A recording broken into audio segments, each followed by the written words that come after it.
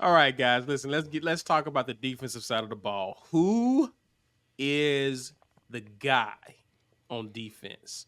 Who's the guy that Auburn fans are going to be playing with when they need a stop on 4th and 1, fourth down period? Who's the guy that's going to be you going to select and make sure he's in that special place in the field to make a play? Who's the guy? I'm going to start this time with B. Will. Who's you got, B? There was a clear night and day difference when two guys were on the field last year. One of those guys was Jalen Simpson. Okay. He's off to the league, and we hope he does well. The other guy was Keontae Scott. That's a fact. And Keontae Scott decided to come back. How the defense got better when he was on the field. You look at the numbers, you look at the advanced stats for defensive performance. He's on the field, we're better. He knows where to be. He reads and identifies pre-snap very well. He tackles well, physical, and he was coming back off an injury. So, but it didn't look like he had to protect himself mentally. He knows how to turn it on and say, "I'm about to get active." To have a difference maker like that, a mature difference maker, we talk all the time about, of course, athletic ability.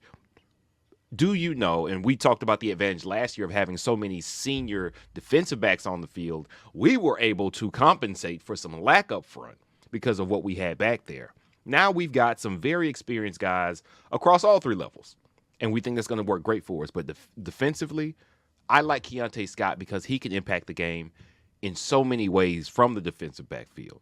You could bring him on some pressure. Yeah. You could hide him on a late blitz. You could. Yeah. He would know how to look like he's in this coverage and get to the spot where he really expects the ball to be at. You're going to take some risk and you have a chance to blow a play. We understand that. He is smart, savvy, physically gifted. He's a mature young man. I think Keontae Scott is I want to say breakout player because he's been this player. He was just injured last year. He is going to be the most valuable defensive player for us. And that's not to say we don't have other players who can be outstanding for us, but by the end of the season, because he has an opportunity to do it in so many different columns, he can get some pressures, he can get some sacks, he can get some INTs, he can get some pass breakups, he can get some tackles too. I think he'll be our highest rated player on defense. Yeah, I did. Go ahead. Yeah, I'm just going to add to that because I'm Keontae Scott too, right? Mm-hmm. I think it's Keontae. That kind of astronomical rise that Jalen had. Mm-hmm. I mean, he was like the highest graded defensive back through like the first 5 weeks or something crazy. Right. PFF was always putting out a graphic saying Jalen Simpson grades out is perfect. I think that could be Keontae Scott this year. Could be. He's got the talent. That Ron Roberts defense was pretty good last year. They were put in some tough situations, but Keontae Scott is a guy that you lean on in what will be his last season of college football. He brings a ton of experience, a ton of playmaking ability, and remember, he was a pretty dynamic punt returner at times, right? Took some chances in the punt game all the time. He was a riverboat gambler. Yeah, right. Like he maybe tried to do a little bit too much, but when he got the ball, he was dynamic with the ball in his hands. Look, you know that it's like an instinct or a talent that punt returners have when they catch a punt to take that first step, know which way to go, know which hole to hit, because if you can miss the first two tacklers, you might be off for the races. Right. It's extremely difficult to do, and Keontae Scott is a guy that could possibly do. I think he returned one kick for a touchdown last year. He made it look easy. Yeah. He had another close one easy in how he can get upfield.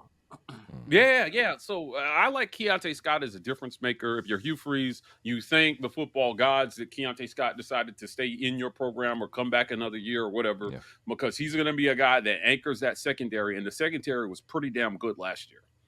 They were pretty good. So if the other guys around Keontae step up, the K and Lees and these guys, I think they have a shot to be really good. Keontae, man, I think he does it. Who's your guy? Listen, the thing that Auburn has struggled the absolute most with the last few seasons has been the pass rush. That pass rush is significantly different when Jalen McLeod is on the field. I'm going to go with J-Mac. I think he's a guy who he's a sure tackler, and he is an absolute game wrecker off the edge. By the way, Absolutely. guys, sorry to cut you off, Mike. Sorry to cut you off, Mike. This is their PFF grade. That number Yeah. you're seeing right here, guys. Yep. Just in case you're not. But go ahead. Ike. He's just a game wrecker when he's out there, man. Like, he is a guy that the defense has to tilt towards. He was at App State putting SEC tackles through the ringer.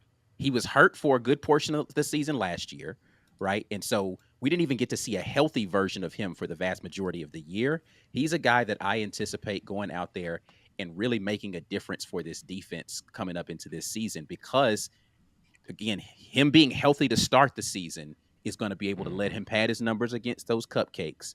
And I think that he's got more guys that can give him some rest on the edge that are going to come in and be game wreckers as well. So he's going to be fresher on the downs when he's coming into play. He's good against the run. He's good against the pass, right? He can drop back into coverage, and he's an absolute menace off of the edge when you're talking about getting after the quarterback. J-Mac is a guy that makes a difference for this defense. They're a different defense. Talk about how the defense changes when a guy is on the field. Absolutely changes when Keontae Scott is on the field. That defense changed when J-Mac got in there and he was on the field. It did. So it did indeed. He's a guy that I expect again, a guy who's going to be in his last season of college football to go out there and really put up some crazy numbers against some folks and make that Auburn defensive line more formidable, particularly on those 3rd and long scenarios that Auburn has been struggling on in the last few seasons. Yeah, I like that. 6 sacks, man, low key, kind of underrated. And if they can improve as a team, I think you see the defense continue to climb. Charles Kelly, the combination of Charles Kelly and DJ Durkin might end up being a really nasty coaching combo. Yeah. Now, it's a lot of people who don't like Durkin for a lot of different reasons, but he is tried and true in the SEC. Yeah. He's tried and true in this conference, man. So I'm looking forward to seeing what they can put on there. I think Jalen McLeod benefits a lot from what these guys are bringing to the table from a coaching standpoint. Yeah, and I'll jump in and give mine. You mentioned DJ Durkin, Mike. DJ Durkin coaches linebackers. And he will be coaching the returning leading tackler for Auburn last year, and that's Eugene Asante. That's my guy. I think this guy is going to be all over the field. He pretty much asserted himself last year and was making major plays all the time. It seems to always be around the ball. I expect him to take a step forward playing under Durkin, who works with linebackers, always has really good front sevens in the SEC. And with this guy being a leader coming back, again, leading tackler, had 5 sacks as well. This is a guy who can get after some of the speedier guys in the SEC on offense. Eugene is primed for a breakout year defensively, anchoring that front 7, being a leader on that side of the ball. Listen, we lost a lot of senior leadership. A lot of guys left for the league. Now it's time for Asante to be one of those guys last year and continue to build on the production he had in 2023. Yep. I'm looking forward to seeing what this guy can do. And I think when the season is over, this will be one of the highest, if not the highest rated guy on defense because of how he plays this year. Highest rated on defense, huh? Yeah. Okay. Yeah, I like the Eugene pick. Look, man, Eugene is one of those guys that's turned up all the time. Yeah. Like, man, this dude is never not on. He is on in the shower in the morning. He's on it, he's on everywhere, dude. I was joking with him. I was like, Gene, what's up, man? Your teammates tell me that you take your shirt off while you bowl. And like, I mean, this guy is always turned. And he, we talk about like energy guys on the team, guys that bring a certain energy. He's not going to let anybody around him give a half-ass effort. Yeah. That's his goal as a leader, to make sure that everybody around me is giving max effort 100% of the time. Eugene Asante really, and when we talked to him about, a lot was said of Ron Roberts when he left, but Eugene felt like Roberts gave me my chance to shine. He really was one of the first coaches Eugene said he had that believed in him fully. Yeah. And so, he benefited from that year under Ron Roberts. Now you have to unleash Eugene Asante in 2024. Those guys have to go after it. Look, man, it's the new SEC. So Auburn, for the first time since 1991, does not have LSU on the schedule. It's been 1989 since they have not played Ole Miss, and it's been 1951 was the last time that Mississippi State and Auburn didn't have each other. But it didn't necessarily get easier. You replaced LSU with Oklahoma, you replaced Ole Miss with Missouri, and you replaced Mississippi State with Kentucky, and they're all top 25 teams. You need a guy like Eugene Asante to get in there and cause havoc on guys like Carson Beck and Brady Cook. You have to make those are going to be two of the best. Those are two top 5 quarterbacks in college football next year. Carson Beck and Brady Cook. I don't know about top. Make top 10. Both are definitely top 10 quarterbacks in college football next year. Mm-hmm.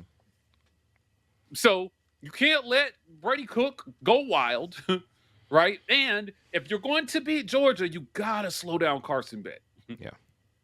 You have to, man. He did it well in his first season starting there in Georgia. But if you're going to go in Athens and you're going to beat Georgia, you're going to have to make Carson Beck pretty uncomfortable. And guys like Eugene and McLeod are going to have to get after them. Yeah. The best way to stop those guys from throwing the ball is to not let them throw the ball.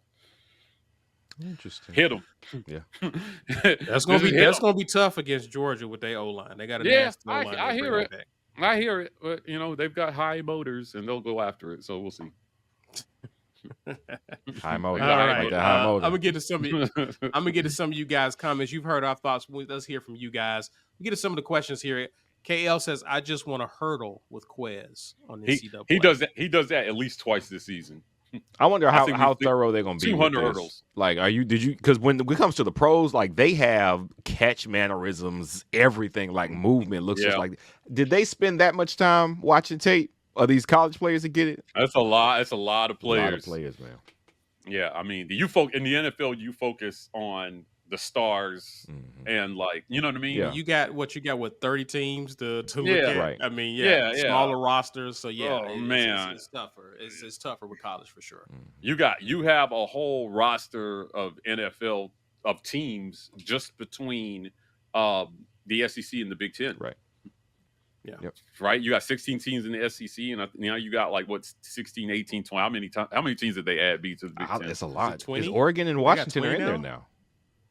I think they went to no, that's USC's in there too. USC, UCLA, Washington, UCLA, and Oregon. Yeah, Oregon. I don't know how many they had before. It's got to be at least 18, right? Yeah, Cal went to the ACC. I thought that was at 16. I think they had 20. Wow. Oh, wow. That's crazy. That's crazy. Yeah. So I mean, you got more than 32 teams. Is my point. Yeah. Between the SEC and the Big Ten, so it's a lot. And you have bigger rosters as well too.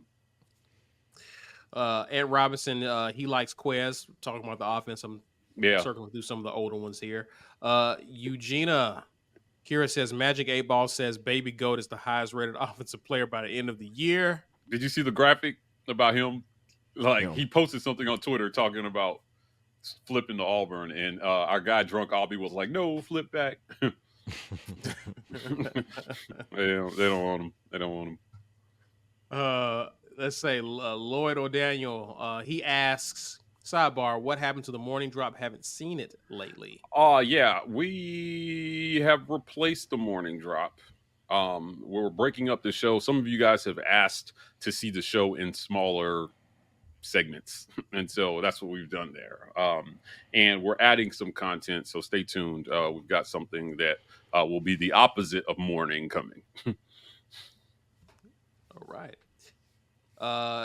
Greg Wheatley talking about 3,000 yards for Peyton Thorne. We're in the playoffs if he throws for that much. Well, considering it's 12, that's possible. 10-2 could get you a playoff berth this year. Yeah. Absolutely. Yeah, for sure. Coming out of the SEC, absolutely. Chess Rockwell says, I will buy a Peyton Thorne jersey if he hits 2,500 yards or better. I'm not wearing it, though.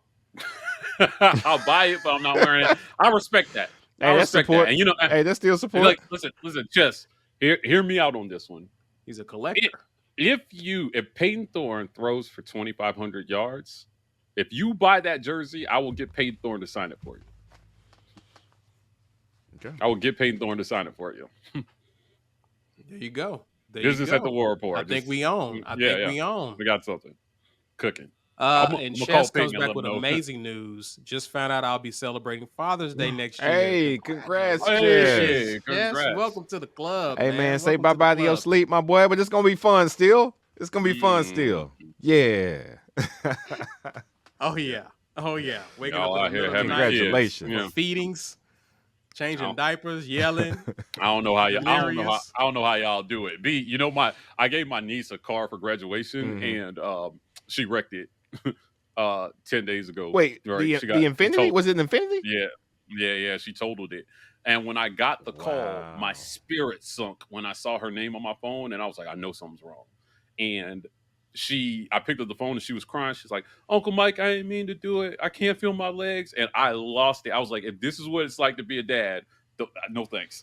Oh yeah, but every day. Worry in my soul. When y'all kids are ready to drive, I'm like, oh, I can't do this. Don't sign me up. Man, whatever. Like you, not even my kid. My kid get to the stove. I'm like, yo. I'm like, what's going on? It was wild. Yeah, she's my kid. She's just my niece, and I was so worried. I broke a record from Columbus to Atlanta. I definitely broke a record. Thank God, if you're wondering, she's okay. She's going to be going through some things for the next couple of months. Got into the University of Arizona, guys. Oh, okay. She wanted to get that far away? Bear down. Okay. She's going to Tucson. Okay. It's a good learning environment because there ain't shit to do in Tucson. Brian. I know. I lived there for a year. Some people don't want the distraction, so that's not bad. I love it for her. I was like, yeah, it's a good learning environment. You'll be real focused. Dust and books. That's all you got in Arizona. Dust and books. Oh man. Karen Parker says Scott. So she agrees with you too. Miller House agrees with Ike, and he says J-Mac. All right. And we got a healthy Keys from Marion Thomas. He likes Keys. Austin Keys there. Okay. So we got a Keys there. Ant says Jalen McLeod. Yeah. Bill Petway says Scott. Keontae Scott. I'm telling you, the chat knows. Listen, to have a defensive back, a senior, just incredible talent at defensive back in K. Scott, at linebacker in Asante, and defensive line with J Mac. This is better. See, last year we were like, all right, we know the defensive backfield is great. The other two groups, we have a foundational player at each position group, every level of the defense. Now you just got to get the other younger guys to come along. You got a lot of good talent on that defensive line. Is Falk ready to step up? Are the freshmen we just signed, can they get ready and get contributing early? We got the talent. Linebacker looks stacked. We saw Woodyard flashing in the 8-day game. Like, we could be crazy, but we got that senior leadership at every position. This could be a crazy good defense this year. Yeah, for sure. For full episodes, check out the Midweek Report, going live on the War Report's YouTube channel at 7 p.m. Central Standard Time Wednesday nights. Until the next time, War Eagle.